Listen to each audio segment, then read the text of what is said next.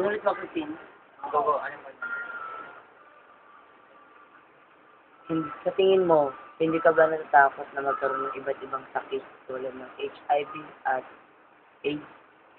Natatakot naman, kaso lang, pinipili ko sarili ko. Lalo akong magkakasakit kung nakikita ko nga aking pamilya na nagugutom at nahihirapan.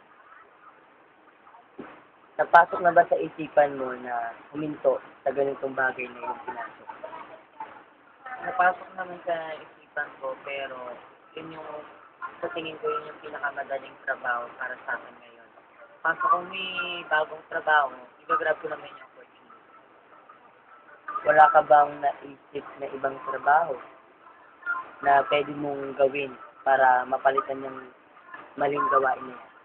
Well, kung meron naman talaga magandang trabaho na makikita ko, yun na lang ako kasi nandito na alam ko na masama ang trabaho ko.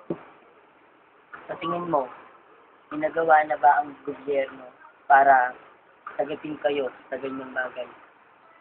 So, tingin ko naman ngayon wala pa. Dahil kung meron na nagawa ang gobyerno, wala ako dito.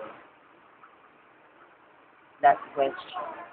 Nalalaman mo ba ang mga iba't ibang batas na kinakaharap mo na ginagawa mo? Pinasok mong ginagawa mo? Sa tingin ko wala pa dahil minor lang ako. Hindi pa ako nakapagtapos ng pag-aaral. Okay, thank you.